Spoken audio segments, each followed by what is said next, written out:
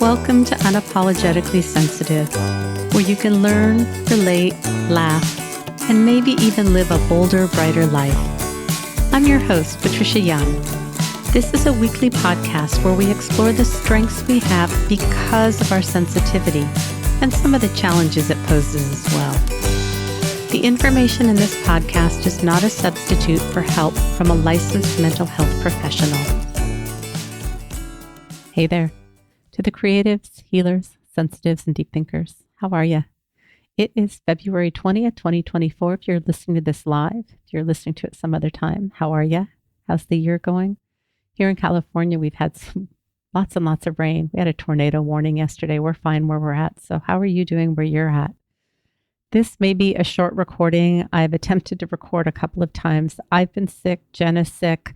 I recorded a few 5-minute episodes yesterday, and for whatever reason, they didn't work out. I was coughing too much.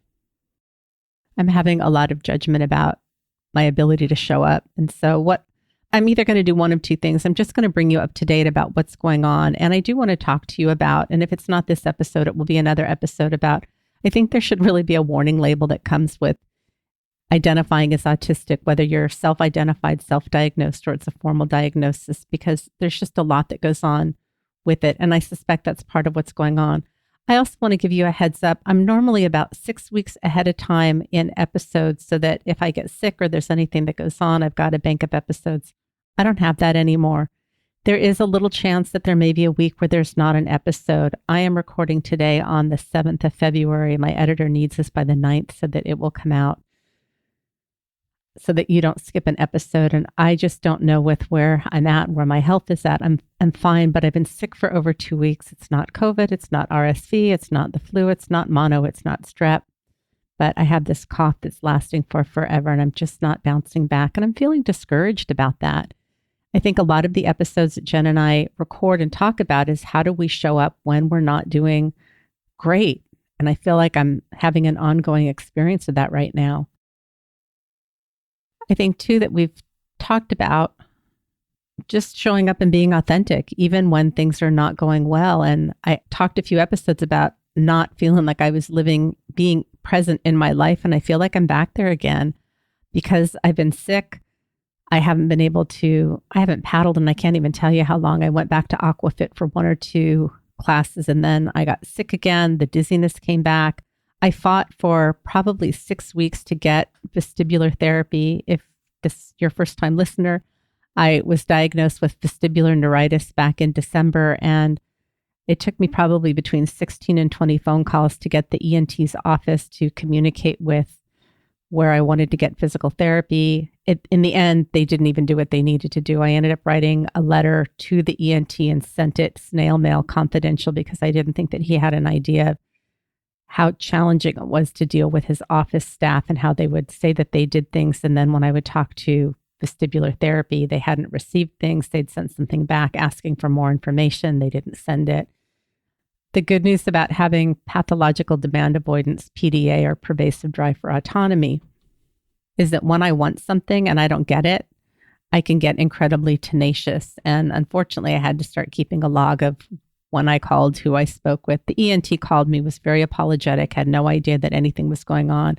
I had asked when I saw him back in December for a referral for neurology, and the office was supposed to have sent it. And the day after I spoke with the ENT, his office called and said, I understand you want a referral to neurology. But what occurred to me probably 5 weeks in or 6 weeks in was to reach out to my primary care physician, explain what was going on, and then ask for the things that the ENT's office had not provided. And it did take her a week to get them in. And again, I messaged her on a Friday, and on Tuesday, somebody from her office called, was very empathic, and I didn't hear anything. So a week later, I had to message through the portal again and say, hey, I understand you're busy, but this is what I want. And then I called physical therapy, and they had a stat order and were able to get me in right away. I was able to get in somewhere else, but the appointment wasn't for a month. I got the referral for neurology, and they have a vestibular neurologist, and this was in January. So I got an appointment for the following year in January 2025. So needless to say, and this is not new information, but our healthcare system is seriously broken and flawed. I did end up having one appointment with a vestibular therapist, and she said that she believed that I had positional vertigo and vestibular neuritis. I had this assessment evaluation. A friend of mine suggested that I have Steve drive me, and I thought it would be fine. I'd been driving, I'd been having some dizziness, but it was very manageable. Fortunately, he was available. I did have him drive me, and I was just exhausted after the appointment. I'd already had a little bit of a dry cough a couple days before, but I don't know what the combination was. But the following day, the symptoms from the vestibular neuritis were back in full force, where it felt like my brain was just not attached in my head, and any type of movement caused extreme dizziness and light sensitivity and noise sensitivity. It was a little hard to navigate, and then being sick on top of it. The good news is the dizziness is totally resolved. I canceled all the rest of my physical therapy appointments because the dizziness is resolved, but I've been sick, and I did go to urgent care last Wednesday, got some cough syrup and some cough pills, but I'm just not bouncing back. And it's hard to not feel like I'm in my life, to not feel a little bit discouraged about not feeling better. I also am pretty confident that I'm in autistic burnout. And part of what I want to talk to you about is I think that if you are looking into being autistic, you've self-diagnosed, you've gotten a formal diagnosis, I think it should come with a warning label, because initially there was a tremendous amount of relief and validation that I believed I am autistic, and I got the validation through a formal diagnosis, which is a privilege. No need to do that. I was just looking at some statistics recently, and I heard Dana Waters from the Awake Project says that everybody that has come to her for an assessment ends up being autistic. She's an autistic PhD who does some great content creation on TikTok, and she has I think her podcast is called, I don't know if it's the Awake Project. If you go to Facebook and look at the Awake Project, she's on there.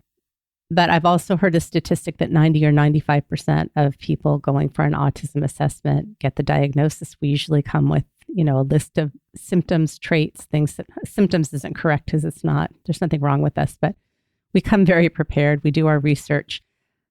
But I think what we don't talk about is what usually comes along with that is a sense of anger, frustration, rage, grief, sadness, looking back through our lives through the lens of autism and seeing how we struggled with things and things were missed and how often we were misunderstood. I've done so much of my own trauma work and years and years and years of therapy, and I've gone back into weekly therapy with an autistic therapist who's got a PDA profile and has RSD. And there is so much trauma there that it's ducking painful. It's really challenging. And seeing how much I dissociated, I really believe for me that my avid reading was a way to dissociate. It was a place to go to, a safe place. I think our defense mechanisms are incredibly adaptive. Thank goodness I had that I had a safe place to go. I could have been out destroying things and doing things that damage myself or other people or using substances. I've told you I've used food. I think that also kept me incredibly safe and numbed me out. But when I don't see a lot of autism symptoms in my childhood, I think it's because I was so dissociated. And I was just in a Facebook group where somebody was talking about childhood symptoms, like, what did you see that showed up? I dressed like a boy a lot as a kid. I wore t-shirts and pants. I rarely wore girly clothes. I think I also felt very exposed. I can remember jumping on the trampoline as a kid, and I'd wear shorts to school because the boys would make fun if they could see your underwear. I don't know. This is very tangled. I definitely think that the reading, I was very precocious. I loved adults. There's a connection with having colic as an infant and being autistic, and I was incredibly colicky. I usually just had one friend, and one of my best friends was a boy, often for AFABs, assigned female at birth. We tend to like relationships with boys because they're less complicated, they're less nuanced, and if you miss social cues. And I never really thought of myself as missing social cues or having social differences, but apparently I do, and I did. So after I was diagnosed and I heard people talking about their grief and their rage and their anger and looking back over their childhoods, I thought, I think I had it pretty good because my mom created an environment that worked for me, and I didn't feel like I was weird or anything was wrong with me. But I've shared, I'm looking at some of my father wounds and how many messages I had about my body and how I showed up and not being brave enough and being slow to warm up and being very cautious. And it really would have been nice to have a male figure that was there to tell me that I was beautiful, my body was beautiful, that it was okay to take my time doing things. It was okay to be scared. My dad was really afraid about me not having friends. I don't know where that came from. Maybe he was seeing some of my autism. He has so many of his own neuroses that I just always assumed it was him. But I'm really going through this grief and rage and anger and really having to create a male archetype to come in and create comfort for me right now. It's interesting too that I don't even know what episode it is, but a while back I talked about some challenges with, I'm not even going to name names. I have a couple of episodes about being blindsided and then another one about somebody that I called Melvin. And I was talking with my therapist about this, and we had talked about, had I had a male archetype in my life who would support me or somebody in these settings that would have stood up for me. And I think as autistics, we tend to be very socially just. We want things to be equitable and fair. And if we're in a group and people aren't being treated fairly, we tend to be the ones that speak up for them. So is that true for you? Or for animals or people that don't have a voice, we tend to want to be the voice. And in looking through a lot of these conflicts, I always looked for somebody to support me. And I may have gotten individual support, but on a group level, I don't feel like anybody said, what is this nonsense that's going on? Not that it's their responsibility, but as I'm looking through my trauma and how othered I felt and how I feel like I've had a number of injustices happen to me that right now I'm aware of that were perpetrated by males, I'm having some big feelings about it. And the lack of having a positive male archetypal figure in my life that was able to really be there and support me and nurture me and walk me through that, and how much of my own harsh inner critic voices that I have consistently. And my therapist asked me to look at, because part of with this being sick, I'm having this narrative of, how come I'm still sick? How come I'm not getting better? My husband got sick. He's up and doing stuff every day. He's got the same symptoms that I have. Yet he's able to take the dog to dog park and he's doing errands. And I just don't have the energy. I'm probably at about 60% right now. And I think a lot of what happened is in not understanding what the social rules were, I probably look around a lot to compare to see what are other people doing to get a sense of what I should be doing or how I should be behaving. And I'm looking at my husband and feeling like, what's wrong with me? He's not down. And it's been almost a week, and no, not a week, 2 weeks, 2.5 weeks that I've been sick. And other than going out to go to a medical appointment, we did go to the commissaries. We both masked up on Sunday and it was nice to get out, but I haven't been walking the dog. I haven't been doing anything because I'm just freaking tired. And then I give myself messages about I'm just mollycoddling myself and I should push through. And how come it always takes me longer to recover? And historically, when I've had outpatient surgeries that theoretically in 2 days, I should be back to work. And I know one of the surgeries, my boss had the same surgery and was back to work in 2 days. And I was out for 2 weeks. Trusting that my body is different, my nervous system is different, my needs are different. In this moment right now, it's hard and I'm really struggling with that. And even this morning when I woke up, I was noticing my thoughts and I didn't want to get up and I've been feeling meh. I'm not feeling super excited about things. I'm not feeling well. And I was having this fantasy of I want my thinking to be different when I wake up in the morning. And I thought, what would it be like for me to just accept that this is where my thinking is right now? And can I be okay with that? I'm really working on having self-compassion, but I got to tell you, it's hard. It's just really hard right now. And because I'm so disconnected from the things that help me feel like I'm present in my life, going to aquafit, paddling, spending time with friends, going out and doing things. I had plans with a friend a couple weeks ago, but I didn't want to get her sick. And I'm glad that we didn't get together, but it means that my in-person world has been pretty small. How do we navigate when we're in this place where the world feels small? We're not feeling well. We don't have the energy and the reserves to do what we normally do. It's just interesting for me. I'm being present to it. I'm showing up. My hope is that if you are in a place where you're struggling currently or you've been struggling, that it makes sense. And if you are looking into autism or have recently self-diagnosed or have had a formal diagnosis and you're struggling with your energy seems lower, that you don't seem to be able to push through the way that you used to. This is just part of it. When you get a diagnosis later in life, we have been high masking. If nobody caught it, that's high masking. Even if you've struggled in relationships or with raising your kids or keeping jobs, holding jobs, relationships, you're still high masking if you went without a diagnosis. And that is almost inevitably going to lead to burnout, autistic burnout, which is different than regular burnout.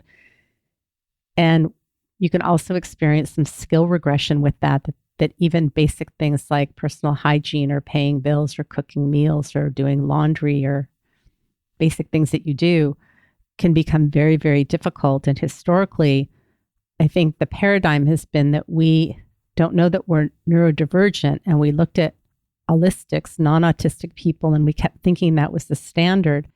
And every time we fell short of that, we felt like something was wrong with us. We're deficient if we just tried harder, if we pushed harder. And when we can meet those milestones of feeling like we're like autistics, we feel like we've made it, but we can't maintain that for very long. And then when we learn that we're autistic and we see that we've been pushing through, even if we don't have a sense of who we are, along with getting an autism diagnosis can really upset one's sense of identity. I know for me, I felt like my identity was like a snow globe and somebody just shook my identity. And I really didn't have an idea of, what am I masking? What am I not masking? Who am I underneath the masking? There's camouflaging and wondering if other people saw my autistic traits. Like, I think I'm high masking, but maybe I'm not. And maybe people see things that I don't see. And then the sense of vulnerability. I mean, there is really an awful lot, I think, for most of us to unpack with the awareness of autism. And I'm seeing a lot of comments in the autistic community from autistic creators that people are saying, why are there so many more autistic people? It's because of TikTok and people are self-diagnosing and it's not valid. And people are going to get diagnosed by assessors who don't understand autism in women and they're not getting their autism diagnosis and then they feel discouraged. There just is so much misunderstanding about what autism looks like if you're assigned female at birth, you're late diagnosed, and you're high masking. And I've shared this before, but I think even since being diagnosed, I still have times where I don't see myself. If I look at the DSM criteria for ADHD or autism, I don't see myself. I understand if you look at the ICD, I think it's 11, they changed some of the criteria, and I haven't taken time to look that up. But even post-diagnosis, when I look at memes or graphics about autism in women, I don't always see myself. And then I doubt, like, maybe I'm not autistic. That also is part of the shakeup with our identity. And I know, and I believe in my very core that I am autistic. But there are so many different ways that autism presents. And when we look at our ability to function, and I've talked to you about this before, that we don't use high functioning and low functioning. And I just saw a meme about if you were to take a squiggly line that has like hills going up, down, up, down, up, down, that's often what the picture of somebody's autistic functioning. Some days we do really great, other days not so great. And I was thinking about recently when my husband went to Laughlin for the week, I was so proud and pleased of myself because for that week I had made plans to be social and I'd walk the dog. I think I ended up walking 2 to 3 miles a day. I was enjoying tracking my mileage and I felt like I was functioning really well. Usually as the week progresses, my functioning starts to decrease, but as much as I know this isn't true, I still keep thinking like I've arrived at the neurotypical ideal, and that just doesn't work for me. And I've had to take these two paradigms. And one was, if I just push through enough and try hard enough, I can perform like a neurotypical. And I've really had to adapt this other paradigm of I am disabled. For me, my autism is a disability and it really impacts my ability to function. Does it impact it every day, all the time? No. Am I an autistic burnout right now? And is it a lot harder for me? Absolutely. And if I look back in my life, I've taken time off from work 2 times that I can recall, and I went out on disability. I took a break from the podcast, I think a year or 2 ago in April till August. That was autistic burnout. I didn't know I was autistic, but I've had these periods where I just feel exhausted and depleted, and I cry and I feel like I can't do things and I just need to rest. And I think what surprises me about this round is my perception is I've created a lifestyle that it feels like really honors my autistic needs. I've crafted my work schedule to be very accommodating and friendly to me, and I've got time to do activities that I love. So there's a part of me that's a little perplexed about being in burnout. And as I'm looking through all my trauma and how devastated my nervous system has been because some just kind of awful things happened when I was in preschool that sort of set the stage for having a nervous system that was probably dysregulated most of my life, and why I dissociated through probably up until I was about 30. I don't know. Is it hard? Yes. Is there a part of me that wishes that I could go back and unsee this? There's a fantasy about that, but the reality is it just changes what we call it. I went out on disability twice. I took a break from the podcast. I've not been able to function well quite a number of times in my life. If we don't call it autism, we're going to have to call it something else. But I think there's this fantasy of wanting to go back because now we see how much we can't push through. And a good example is last week, my mom was kind enough to take me to the doctor. Steve wasn't home when I decided I really needed to go. And because of the coughing, I just didn't want to talk in the car. I didn't want to talk in the waiting room. And I was on my phone just entertaining myself, but I felt really guilty. I had this narrative of my mom has been kind enough to take me, and the least I could do is engage in conversation with her. And then in the waiting room for the doctor, every time the doctor would leave, I would lay down, and the lights were so bright, I would cover my eyes with my sweatshirt. I have this light blue zip-up sweatshirt that Jen bought me when I was in Philly. And every time I go to the doctor or the ER, I bring it with me. I call it my emotional support sweatshirt. It's very, very soft, but I use it because I like to put it over my face. I like to have it on my cheek. It's very soothing to me. And I did an internal check-in when I was lying down waiting for the doctor to come back in. And I just wanted to cry. I felt so exhausted.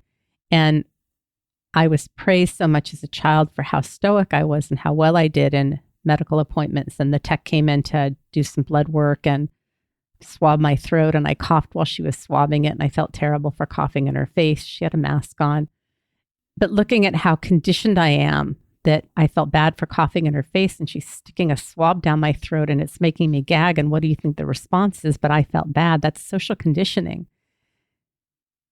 And it just was interesting for me to observe this. I did talk to my mom, and she had no expectations of me to engage with her, but I felt like I was falling short. So somehow I really internalize that message that you need to engage with people, you need to talk with people. And like I said, with the doctor and with the tech, I would become very animated. I would engage. I would ask questions. I would make jokes. And it wore me out. I was exhausted. And it's interesting because my mom had said later on, like, you look like you're feeling better. And I just knew that I was exhausted and depleted, and I was masking. And as soon as I got home, I think I went to bed and slept for a few hours. But if this would have happened before I was looking at autism, I would have told you I don't have any problem going to the doctor. I like, medical providers. I don't have any fears. So much becomes clearer to us after we get diagnosed, self or professional, doesn't matter. Once we start learning about these things, we can't unsee them. And there is this immense exhaustion, skill regression, loss of interest of doing things that we used to do, just a lowered tolerance for things. And it can be really scary. And going into autistic burnout, I think for those of you that get busy and do things when you're anxious, that at some point may end up not working for you. Like, how is it working? And do you get enough rest? Or is how you manage your anxieties by getting busy and doing things? And I think the fear is that if we stop doing that we're not going to function. And with autistic burnout, how low is it going to get before I really get the rest that I need? I don't have an answer for that, but I think that fear of not functioning is very, very prevalent for many of us. And I've said this before, that there's nothing wrong with being autistic, and I embrace how my brain is wired. But for those people that say to you, you just want to be autistic, or people are self-diagnosing, or it's a fad and people really aren't autistic, there's really not a lot of benefit in being autistic. I think it's affirming to know how we're wired, to understand how we're wired, to find other people that are like us. But it's not like they give you awards or accolades, or people go, oh, you're autistic. I'm so glad to know you. I've been wanting to meet more autistic people in my life. And I've noticed that on Facebook, when I post some things about being autistic, nobody responds, no likes, no comments, nothing. But then I posted that we'd had Maisie for 2 years and all these people responded. It's not a criticism, but I think people just don't know what to do. And I think that if you're allistic and you're unfamiliar, you don't know, it's okay to say, congratulations, I'm so glad you figured this out. I think the final thing that's just a minor thing that I want to share, that I'm finding it really interesting that I notice that when I engage with people and ask them how they are, what's going on, or follow up about things that they've said, people rarely, I mean, the people that I'm close to do, but people that I'm in contact with on a regular basis rarely ask me about myself. And I have a friend who's gone through something recently, and I've been making sure to check in on her regularly. We check in very regularly, and I just ask how she's doing and things like that. Never has she asked how I'm doing. Nothing about me, which I'm not doing it so that she asks about me, but I just find it so interesting. And I feel like I'm the autistic one. I'm the one that's not supposed to have social skills, but I have this awareness of reciprocity and very aware of the lack of reciprocity and just going, isn't that interesting? So I think that's all I have. My voice is getting tired. I've had to mute the mic quite a few times so I can cough, and I'm tired and I want to rest. I will do my best to continue to get episodes out to you. I will do my best to let you know if I'm not able to get an episode out, but just know that this is a time where I really do need some rest. A book that my therapist suggested for me is called Rest is Resistance by Tricia, Tricia Hersey, Hersey.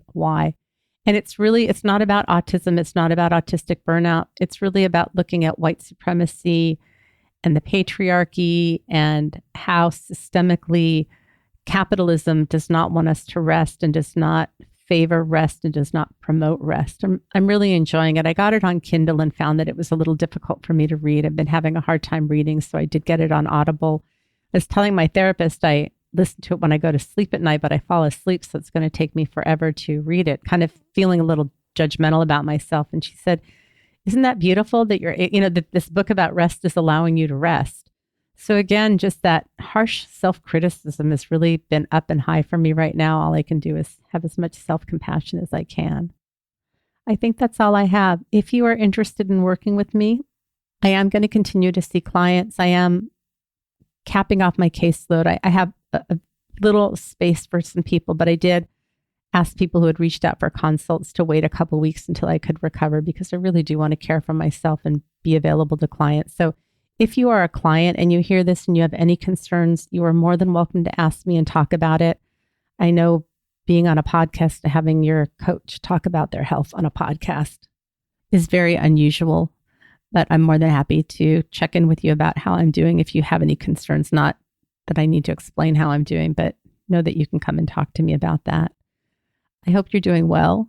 Remember, sensitivity is nothing to apologize for. It's how your brain is wired. You have a right to rest. You have a right to not be well. You have a right to compare. You have a right to be exactly where you're at today, whether that's feeling joyful and peaceful and content and stimmy, or if you're feeling meh or sick or not doing well or comparing. All parts of you are okay. It's okay if people don't get you, don't understand you. You're not for everybody and everybody's not for you. But there are people that do get you and do understand you. My hope is that you find them, or you have one or two people in your life that really embrace who you are. For everybody that's reached out to me and told me how the podcast impacts you, I really appreciate it. It really helps me to keep moving forward when I notice that downloads are dropping. You can help me out. If you benefit from the podcast and you're in on social media or any Facebook groups and it's relevant, please suggest that people listen to the podcast if it's the right demographic. Since I've switched from talking about HSP to talking more about autism, my downloads really have taken a hit. And I think I've got some good content. And if you feel that, then please share it. I think that's all I have. I hope you're doing well. Have a blessed day.